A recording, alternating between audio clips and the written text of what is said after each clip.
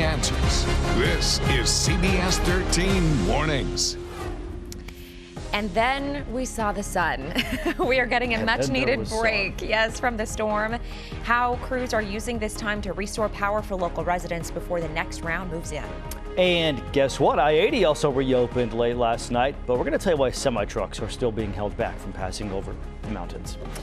But first, here's a live look outside. It looks nice. It's freezing, but you know what? We'll take it. Good morning. It is Thursday, March 2nd. I'm John Dapkovich. And I'm Dina Kupfer. Thanks so much for choosing us to start your day. We do have meteorologist Tracy Humphrey to help get you out the door this morning. And yeah, it's a little cold, but I didn't see any stuff falling out of the sky this morning. Yeah, no stuff falling out of the sky, but it is clear and it is cold. We got another freeze warning in effect. Paradise, Yuba City, even in the parts of the North Bay, Santa Rosa, Vallejo, moving into Sacramento, all the way down to Stockton and Modesto. Another cold start. So we got a freeze warning in effect until 8 o'clock this morning.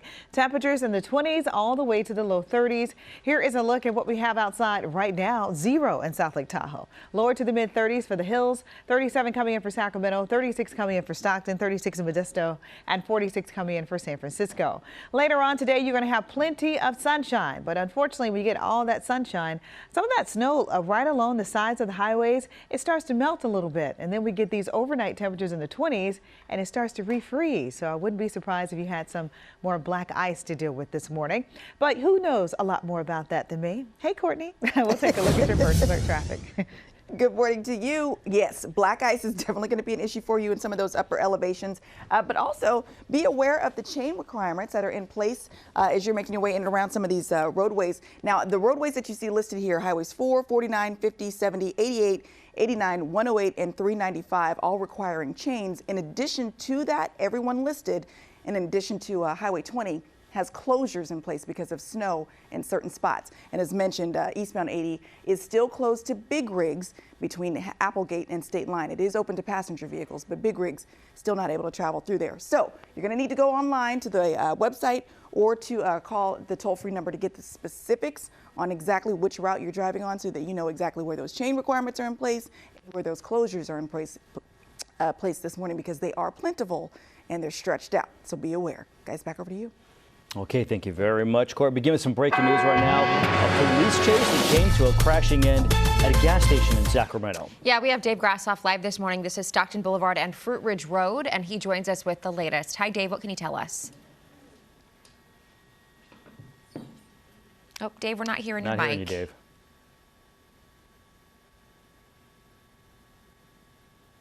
All right. All right, well, you can see, obviously, the aftermath of the crash there.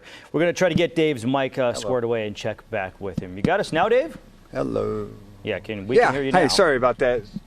Okay, sorry about that, you guys. Yeah, Sacramento County Sheriff and Marines on scene. You can see the car there in your picture right there.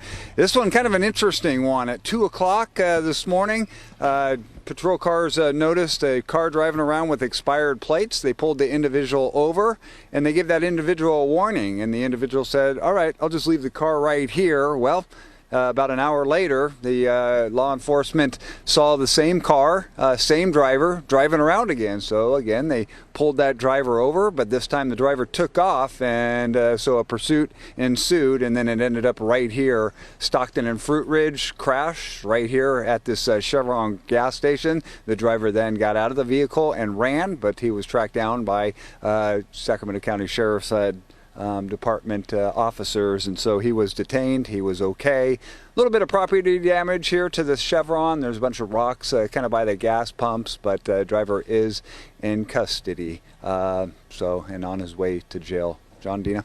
Okay, thank you, Dave. All right, it is now 5:03 on your Thursday. Well, this morning, officials are urging people to be on alert as water is seeping under a levee. This is in Walnut Grove. The Sacramento County Office of Emergency Services says crews are monitoring the so-called boil at Snodgrass Slough.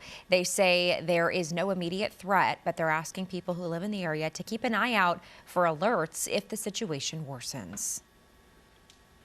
Well, big rig drivers still waiting to get over the pass on I-80 this morning. This is what it looks like right now at Applegate. That's where CHP has shut it down for those big rig drivers. Passenger cars can go through, but the big rig's still not allowed. All this triggered by the heavy snow and visibility issues from the storm earlier this week. Caltrans, though, says the freeway still too slick for those trucks to safely go over the pass. We've got to get a little bit better traction in order to release the trucks because they have a tough time getting over Donner Summit. Now, one issue is Caltrans says they're operating with less equipment than they normally do. They started the season with 24 snow blowers, but because they have been used so much, they're all down to only 9 that are working. Well, many foothill schools are going to be closed again today or on a delay. Several schools are still digging out from all of that snow. These pictures show piles of snow at schools in Camino. Camino Union Elementary School District is among several announcing their closures today. We do have a full list on our website, cbs13.com. About 30,000 PG&E customers are still without power in the Sierra and foothills this morning. In Nevada County, the utility says trees have knocked out hundreds of power poles. PG&E spokesperson says the trees are weak because of the drought, and then the heavy weight of the snow is causing them to break. Crews are now working around the clock to restore power to people in those communities that have been impacted, as they're also stocking up on essentials ahead of another storm coming this weekend. Ran out of food the other day. I have food to eat, but I need food to eat. You know what I mean? PG&E is bringing in crews from other regions that were not as impacted by the storm. Nevada County alone has about 15,000 PG&E customers without power. All right, in your regional headlines now on this Thursday, a gas leak prompted a temporary evacuation in Roseville yesterday. Investigators say a half-inch gas line was hit by a backhoe near Vineyard and Atkinson. Crews had to dig a 12-foot deep trench to reach the line and then applied a clamp to stop the leak. The area is back open. And the Bear League is warning people in Tahoe to be aware of a man on the hunt for a missing bear cub. The cub escaped from the wildlife care facility 3 weeks ago. There has been no verified sightings of the bear yet. The Bear League says a man has been posting on social media groups pretending to work with the Department of Fish and Wildlife, asking people to contact him if they spot the cub. They say if you see that bear cub, that you should contact wildlife officials. I'm CBS 13's Ashley Sharp outside of the Lodi Council chambers, where on Wednesday night, a former council member who has just recently resigned led a group of several dozen supporters here into the council chambers, disrupting that meeting to make a stand. He says he is protesting his resignation, calling it coerced. Ashley, thank you. And the Sacramento Zoo's newborn giraffe now has a new name. Say hello to, are you ready for it? Cheyenne. The calf, who was born to Shawnee, the giraffe, back in January. Well, last month, the Sacramento Zoo held an online auction to name the newborn, and according to the zoo's website, the winning bid was about $11,000. The zoo says Cheyenne was named in memory of the donor's loved one. Oh, Proceeds from the auction are going to go toward the new zoo in Elk Grove. Well, the Pennsylvania man who allegedly tried to bring explosives onto an airplane is scheduled to appear in federal court today. Yeah, this story is just wild. We have Julissa Ortiz tracking this one from the live desk. Hi, Hu. And good morning to you. 40-year-old Mark Muffley was arrested for allegedly checking a bag full of explosives at a Pennsylvania airport. That flight was bound for Florida. Now, according to court documents, an alert went off during the security screening, and TSA actually found the explosive materials inside that bag. Authorities say a bag tag with the suspect's name on it helped investigators track him down. They were actually able to page him over the airport intercom system, and they saw him leaving through cameras, and that's how they were able to trace him. Court records show that Muffley has had numerous scrapes with the law in the last 2 decades, including March of 2022, when he pleaded guilty to charges of disorderly conduct and fighting. Dina John? I would imagine that his name and home address are pretty big clues in the case. Right. Lisa, thank you very much. Appreciate it. 3 astronauts and a cosmonaut are on their way to the International Space Station this morning after a successful launch from the Kennedy Space Center in Florida. Yeah, we have Jared Hill tracking the latest for us this morning. 3, 2, 1. Engines full power and liftoff. In a blaze of glory, the SpaceX Falcon rocket blasted off from Florida's Kennedy Space Center, lighting up the night sky. Vehicle is supersonic. Traveling faster than the speed of sound, the rocket, with 4 astronauts on board, is speeding off to the International Space Station, swapping with a crew that's been there since October. And here they come. Walking out to the capsule overnight, Crew 6, Russian cosmonaut Andrei Fedyayev, American pilot Warren Woody Hoburg, and Commander Stephen Bowen, and Sultan Al Niyadi from the United Arab Emirates, the first person from the Arab world going for an extended months-long stay. Whoa. On the ground, a few dozen spectators taking it all in. Seeing it in person, feeling the sound come across, was something I'll absolutely never forget. This success comes after the first shot was called off at the last minute Monday. We're standing down. A clogged filter in the engine ignition system putting the voyage on hold. But today, all systems go. This is the 6th long-duration ISS team that NASA has flown with SpaceX since Elon Musk's company started sending American astronauts into orbit in 2020. Okay, it is 5:09. Time for our First Alert forecast. Tracy is back. Good morning. Hey, good morning, John. Good morning, Dina. So bundle up. It is all about the layers again this morning. Take a look at some of those temperatures. 37 coming in for Sacramento, 37 in Auburn. I got 33 in Jackson with 0 coming in for South Lake Tahoe. Highs today, later on today, we're still going to be below average. So average daytime high at 65. Today we're going 59 for Sacramento, 59 for Stockton, 51 coming in for Auburn, upper 40s coming in for parts of Placerville, and the lower 40s and Truckee and South Lake Tahoe. So we do have a break, and the operative word is break, right? So it's not going to last a long time. It started yesterday. Today's a nice day. Tomorrow's a nice day. And then Saturday, clouds start to increase. We got a chance of rainfall. This is a frontal boundary coming through, kind of crossing from the west to the east, crossing that valley floor. That's going to be around 11 o'clock on Saturday morning. Back behind it, a few spotty showers are expected, but we got snow showers in play as low as around 2,500 feet in elevation. Then another wave comes in. This one comes in during the day on Sunday. So your forecast for the valley, you got a really good chance of rainfall Saturday, transitioning to more showers, more spotty in nature. Afternoon highs in the mid-50s Saturday with the lower 50s for Sunday. For the foothills, a rain and snow mix expected both weekend days. Afternoon highs expected to be in the upper 30s. And for the Sierra, 28 for Saturday with snow showers, 24 for Sunday with more snow showers. So this is basically showing you Saturday and Sunday are not the only days. By the time you get to Sunday midday, you still got some showers. Another wave coming back into the forecast. That's midday on Monday. And this particular model showing even more rain and snow back in the forecast for Tuesday. So we still have a few more days to go. Winter storm watch is in effect for Saturday, Sunday into Monday because of the chance for more snowfall, several feet of snowfall. Here is a look at what we have right now. First alert action day for your Sunday with a chance of showers Monday and Tuesday. That's a look at your weather. For your First Alert traffic, here's Courtney. Right. Thank you, Tracy. Good news if you are making your way around this Thursday morning. It's actually nice and light. No major problems on the ride as you make your way out towards San Joaquin or Stanislaus County's Turlock's ride up towards Modesto on 99. No issues for you there. As you make your way into the Tracy area, you've got the normal slowdown patterns picking up. So westbounders on 205 into the 580 corridor start to slow down around Byron Road. So it means your drive time's starting to get a little heavy. Between MacArthur and the Split, you got about 21 minutes there, and then tack on another 18 minutes or so to get from the Split out towards the Livermore. We'll take you outside of the Caltrans cameras, show you what's happening if you're making your way out of the South area commute. 99 issue free for those northbounders from Sheldon Road all the way up to the Highway 50 interchange. Guys, back to you. Okay, thank you very much, Court. An emotional day on Capitol Hill this week. The powerful testimony on fentanyl deaths and what lawmakers had to say about it. And pandemic food stamp benefits ending nationwide yesterday. How recipients are reacting to the loss of those benefits.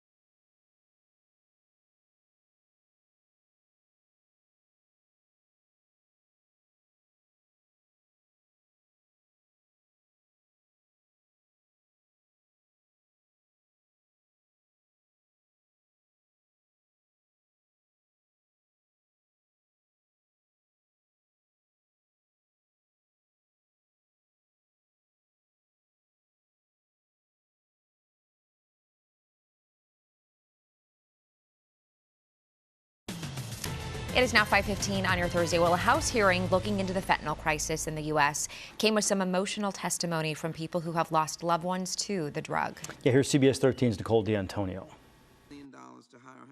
Congressional members listened intently as Erin Rockwell described the pain of losing her 19-year-old son Logan to a drug overdose. Losing Logan was like a bomb going off in the middle of our family that we had built our life around. This explosion killed our son, and he killed Caden's brother.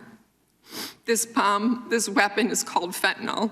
Fentanyl has become the leading cause of death for Americans ages 18 to 45, according to the CDC. And most of the drugs enter the U.S. through the southern border. The cartels in Mexico have evolved quickly, from drug cartels to transnational criminals to now terrorists like we've never seen ever. Al-Qaeda, ISIS, Hezbollah, they're not killing this amount of Americans. While politicians on both sides of the aisle agree there needs to be stronger policies to stem the flow of fentanyl into the U.S., the solutions have become very political. Republicans are using the crisis to say more needs to be done to strengthen the border. To ignore the smuggling that occurs between our ports of entry is simply irresponsible and dangerous. While Democrats say immigrants are not the problem. While it is true that a great deal of fentanyl comes into the United States from Mexico, it is overwhelmingly U.S. citizens, not migrants, who are bringing it in. But Erin Rockwell had a message for both sides. United we stand, divided we fall. United we stand, divided we fall. Meanwhile, the CDC says more than 100,000 Americans die from opioid overdoses every year. And there was also plenty of discussion with the United States policy with China, where the majority of components for fentanyl are actually made and produced. So millions of Americans now have less money to buy food for their families. The Supplemental Nutritional Assistance Program, or SNAP as it's known, came to an end nationwide yesterday. Lawmakers voted to end the additional emergency funding, we should say, not the program entirely. Now recipients will be averaging $90 a month less in benefits. With the allotments going away, people will be back to an average of only $6 a person a day for food. That's what the SNAP allotment is. Well, if you have recently lost SNAP benefits, the USDA recommends applying for other food and nutrition services like the Summer Food Service Program. And here in California, the end of the Supplemental Nutrition Assistance Program means monthly SNAP benefits are shrinking here as well. That's expected to drive up the need for our local food banks. What is really worrying me right now is having a cut down on the food that I'm going to have to buy so I can have enough money to pay my rent. And advocates say the Women, Infants, and Children program for WIC can offer up more benefits. They say the program right now is underutilized. Well, 5:18 is the time right now. Tracy's back with our first alert forecast. Hey, Tracy. Hey, good morning, John. So let's start things off with your first alert weather. Taking a look at our current cold weather alert. It is a freeze warning in effect. That's going to be from Paradise to Yuba City to Auburn, all the way into Jackson, down into Sonora, Stockton and Modesto, all the way back to the North Bay and the East Bay Hills. That freeze warning in effect because we got more cold temperatures expected. Take a look. Overnight temperatures expected to be from the 20s to the low 30s. Those temperatures expected to be in the forecast at 8 o'clock this morning. Here's your hour by hour. 34 degrees around 7 o'clock in the morning. Winds not as brisk today as they were yesterday. Upper 40s around 11 a.m. and the mid 50s around 3 o'clock in the afternoon.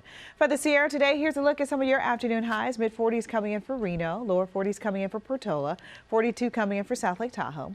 For the foothills today, from the upper 40s in Grass Valley to the lower 50s in Auburn, you got the lower 50s in Jackson, 43 coming in for Twain Harte, and then when you get to the valley floor, normal daytime high 65. Today we up to the upper 50s. 60 in Tracy, 59 in Stockton, and 57 in Roseville. For the Bay Area today, similar conditions, 60 for Santa Rosa, 57 in Livermore, and 57 for San Francisco.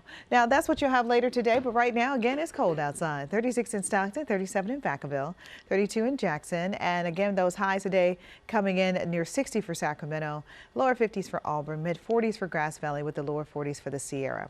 Tomorrow's going to be another nice day. Clouds increasing throughout the day on Saturday, giving way to rainfall. More rain in the forecast Sunday.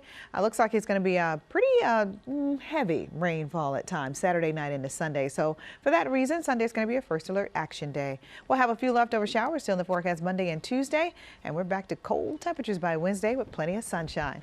That's a look at your weather this morning.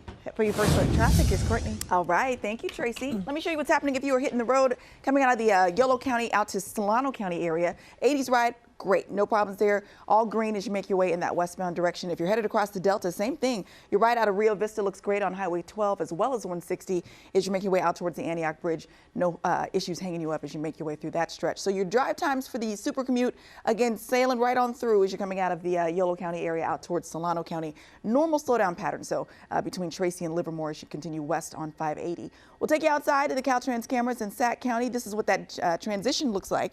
I-5 making your way up towards the 50 interchange. No problems once you hit 50 east or west. Guys, back to you. All right, thank you so much, ladies, both of you. Well, a local high school basketball team is on a hot streak. How their season came to a close, nail-biting ending of a game. And chances are you've had some sticker shock on your natural gas bills this winter. What PG&E is blaming for those sky-high prices?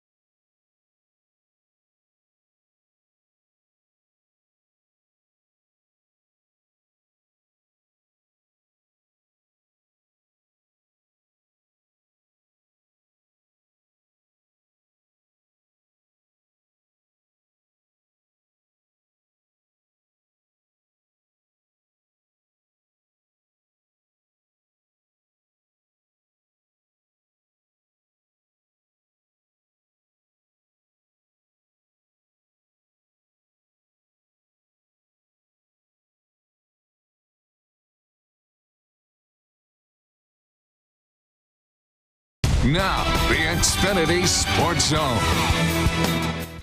Morning, sports fans. Sarah Hodges with you. We're talking high school basketball this morning. Folsom's girls basketball team played in round 1 of the Open Division State Championship last night.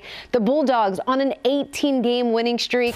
It survived and advanced. They got Salesian College Prep second quarter. Folsom on the fast break, and Charlotte Clemenhague goes left. She's a walking bucket. Dogs up 29-24. Third quarter now. Ella Urarte dances her way through traffic, gets the lane to go. Folsom is now up by 9. Later in the third, ball down low to Cameron Mafua. She was eating them up in the paint. The Bulldogs, they were in a groove. Clemenhague, she shows us what her jumper looks like, a straight baller. But in the fourth, the pride, they just start to take over. This game actually went into double overtime. Unfortunately, Folsom just didn't have enough in them. They get eliminated 76-70 the final on that one. A great season by the Bulldogs. Tonight in sports on CBS 13, we're going to have plenty more high school hoops for you as teams leave it all out on the hardwood to make it to a state championship. Guys. Okay, thank you very much, Sarah. Some people living in the Southern California mountains have been stranded for days by the heavy snow there. County officials declared a local emergency to get state and federal help clearing highways and neighborhoods. Bruce Martz and his wife have not been able to leave their vacation home in Lake Arrowhead for 6 days now. This is the real deal, and there's a lot of people in need up here. It's just a matter of who runs out of food first. Well, the county says the snow it managed to plow on Tuesday likely is going to be replaced by another foot of snow today. And with all that snowfall comes more heavy rain in the lower elevations and the potential for mudslides like this one here. All right, well, we've heard from a lot of you on this. Heaters working overtime this season, and it's created quite a bit of sticker shock for many of you in your bills. And so according to PG&E, Northern California customers were warned of a 32% spike in natural gas prices compared to last winter. Consumers are now trying to figure out why. Why are these prices skyrocketing? We've had very short-term price spikes, a day or 3 days. This one actually lasted all of December and January and into February. Yeah, well, we do know that. We felt that, right? Experts say an 18-month gas pipeline shut down between Texas and California, and abnormally cold weather across the country could be factors. Well, shipping companies are going to pay nearly $97 million to a pipeline operator to settle a lawsuit over a 2021 oil spill off the coast of Southern California. Amplify Energy accused the ships of dragging anchors that ruptured that line during a storm. Months later, 25,000 gallons of crude oil leaked into the Pacific. A year after the deadly on-set shooting, production of the film Rust will restart this spring in a new location. The film, starring Alec Baldwin, has moved production from its original location in New Mexico to Yellowstone Film Ranch in Montana. Earlier this week, 3 crew members sued Baldwin and the film's producers, saying they've suffered anxiety and PTSD from what happened. Baldwin is facing involuntary manslaughter charges tied to that shooting, and he has pleaded not guilty. A Missouri man got the gift of life. How the unlikely source for an organ came as a shock.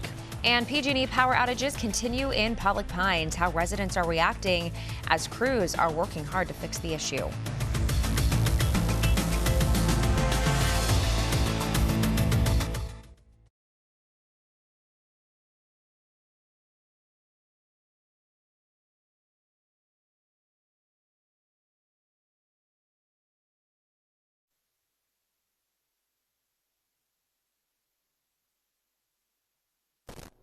Grass copies.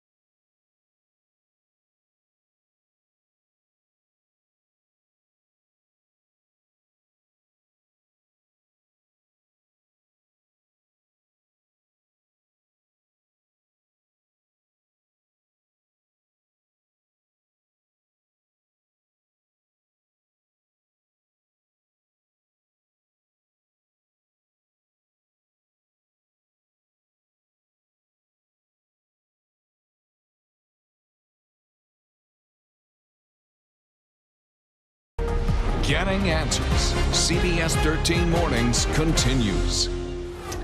Indeed it does. Live picture here showing downtown, that flag whipping in the wind. It is cold out there as well. Good morning. Thanks for staying with us. I'm John Dabkovich. Yes, and I'm Dina Kupfer, and it is cold but drier, so a little bit of good with the chilliness. Yes. We've got meteorologist Tracy Humphrey with your first alert forecast. Good morning to you. Hey, good morning to you. So with temperatures overnight lows in the 20s and the 30s, we've had to talk about something we haven't talked about in a while.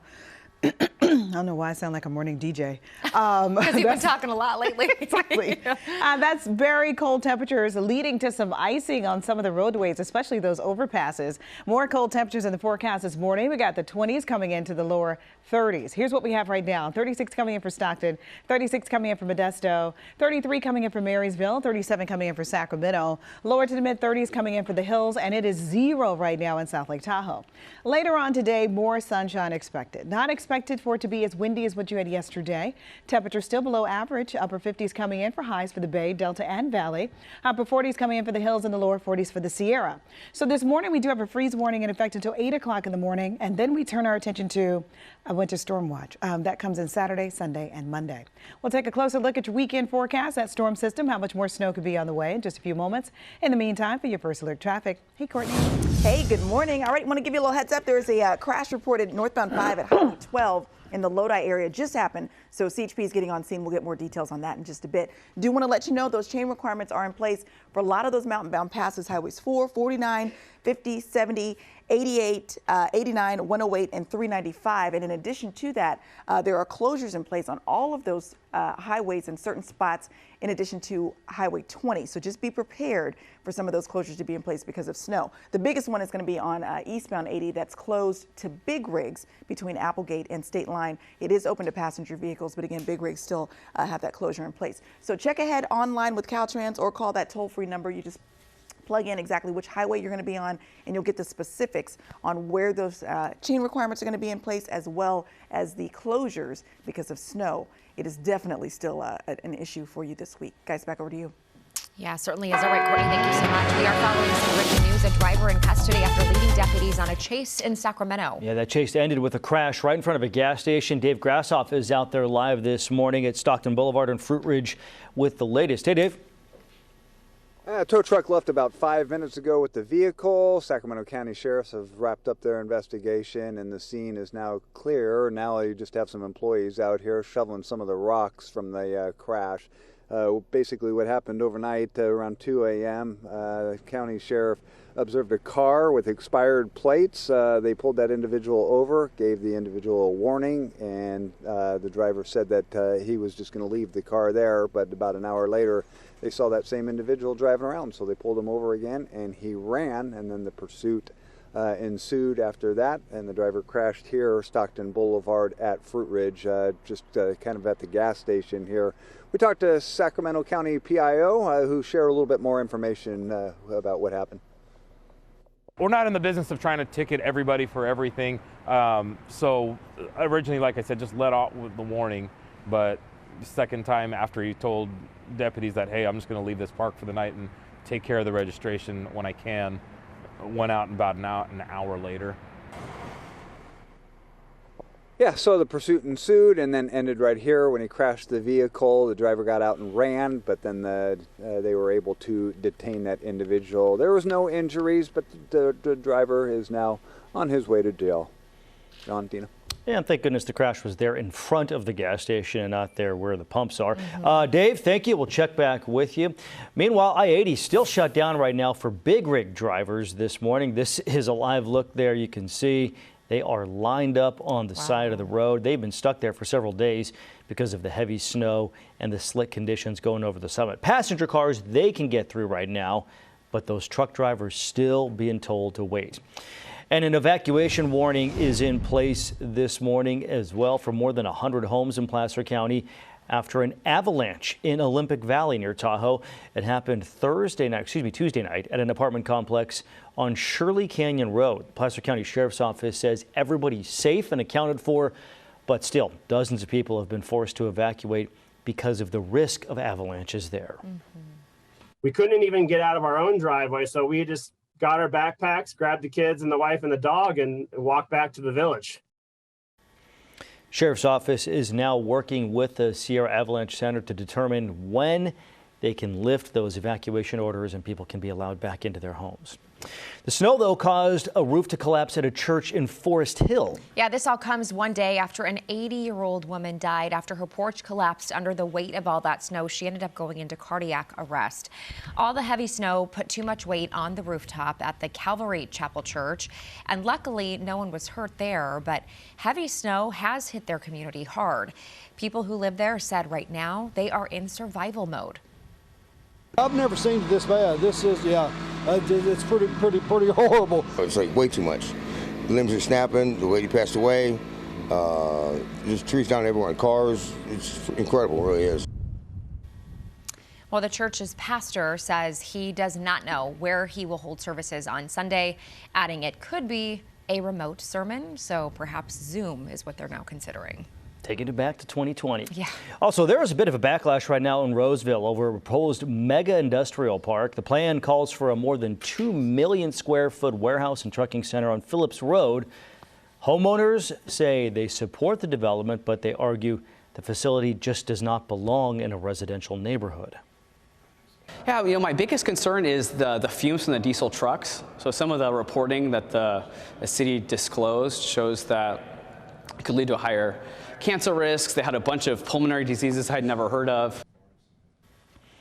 An environmental impact report was presented at a meeting last night. It identifies a list of potentially significant impacts to air quality, greenhouse gas emissions, noise and vibrations, and also hazardous materials. The City Council still has to vote on the project. If they approve it, construction could begin as early as this fall. Well, PG&E says they are working around the clock to restore power to tens of thousands of customers this morning. Yep, Richard Wolf is live in Placerville this morning, where hundreds of people have been without power now for almost 24 hours. Rachel. Jeez. Yeah, the Sierra Division has 30,000 people without power. We are at Schnell Elementary. It is pitch black here. The power, according to the PG&E website, went out here yesterday. We're not sure if school will reopen today. We do know that PG&E crews are working round the clock, though, to make the power come back on. The latest update from PG&E shows tens of thousands of customers without power in El Dorado, Nevada, and Tuolumne counties. A spokesperson for the utility tells us restoring power lines in this storm has looked different. It has impacted much of California, so we're not really able to lean on our other utility partners down south because they have impacts of their own to deal with. Still, crews are going in with snowcats, snowshoes, and using this break of snowfall to their advantage. But they say they are having trouble reaching damaged equipment in some areas due to all this snow. Another issue back out here live, if you look at the parking lot, is the ice. Do you see that? That's in essence black ice, and that could be all around this area, which this area of Placerville has rolling hills. So crews on it. We have even doubled the amount of what I mentioned earlier if you include Madera. A lot of people, and dare I say, it is cold, and so that's not good when it comes to keeping kiddos warm and getting safely to school again with that ice on the streets. Yeah, just, one thing after another, and then we know more snow is coming this weekend. All right, Rachel, thank you so much. Hopefully they get their power back on very quickly. Well, Alex Murdaugh's defense attorneys are delivering their closing arguments today as his double murder trial is wrapping up. Lisa Ortiz is at the live desk with more. Good morning, Hope. And good morning to you. Prosecutors, they delivered their closing arguments yesterday. So today it's the defense turn. Prosecutors yesterday said that the once prominent lawyer was so desperate to hide his financial crimes that killing his wife and youngest son was the only way out. The prosecution's case has relied on circumstantial evidence. Investigators never found the murder weapons or bloody clothes, and there were no eyewitnesses. Jurors went to Alex Murdaugh's estate yesterday. They spent about an hour there viewing the house and dog kennels where the bodies were found. The case will soon be in the hands of the jury. If found guilty, Alex Murdaugh faces up to life in prison. Back to you. Gosh, okay. So many eyeballs on this case right now. Absolutely. Thank you, Lisa. Appreciate it. A Vacaville landmark is soon going to be shutting down. The popular Opportunity House thrift store may now be the latest COVID casualty. Yeah, Shante Passmore has more on what is driving that location to shut down permanently. It's a goodbye Colleen Baruman longed to avoid. It's like you're saying goodbye to your family. She's executive director of Vacaville Solano Services Corporation, which runs the Opportunity House thrift stores. She knew the Vacaville shop would eventually close. The pandemic revealed a change in shopping habits as labor costs increased.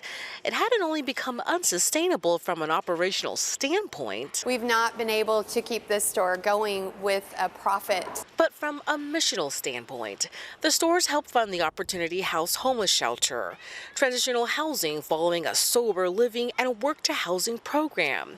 Instead of the Vacaville store funding programs and services, the shelter spent $20,000 a month to fund the store. We've been having to, kind of rob Peter to pay Paul. When the store announced a closure, it gutted regulars. Very sad. I probably come to Opportunity House on average about once a week. Customer Michelle Bender tells me the Opportunity House represents second chances, something she's seen up close. Having them go through the whole program, getting them jobs, I volunteered and I saw the entire process and how they helped them. After struggling to support her family, the store also helped her. Opportunity House also helped me to start my own business. She now thrift shops for her online store. This is the kind of stuff we get. Shopping habits and styles may change, but not the purpose of helping people become independent.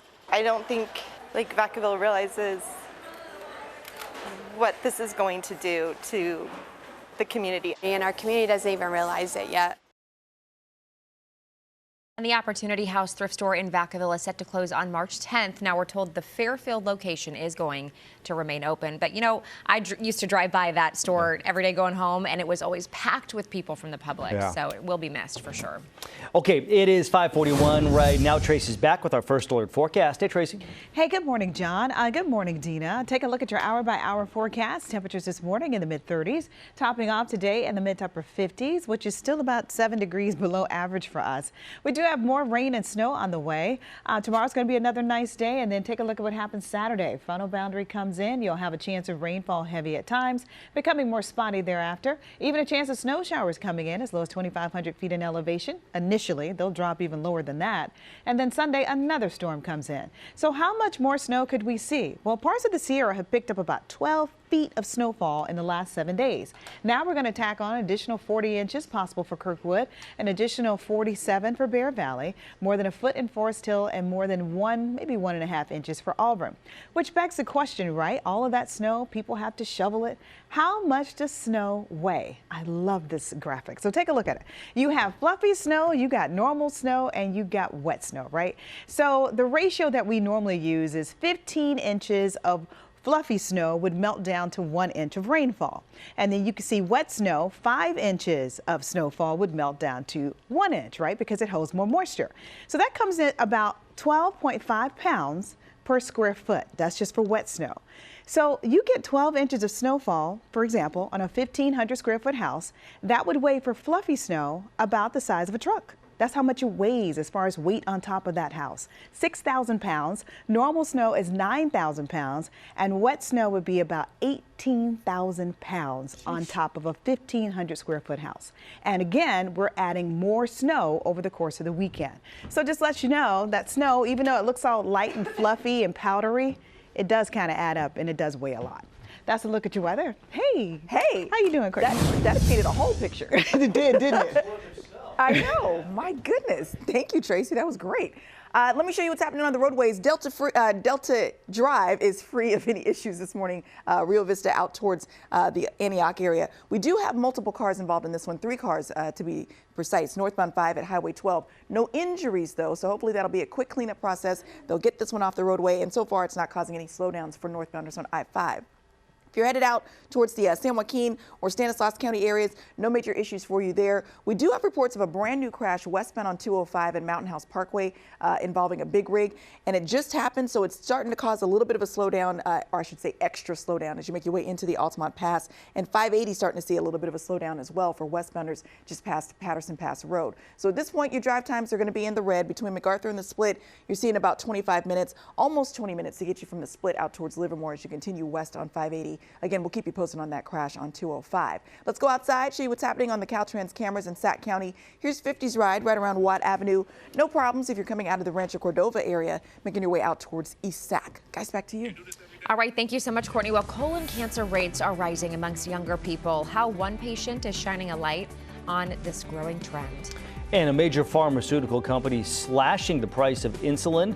How much diabetics can expect to save on the medication. Plus, a man in Missouri getting the gift of life from a secret organ donor. The amazing act of kindness from someone he never suspected.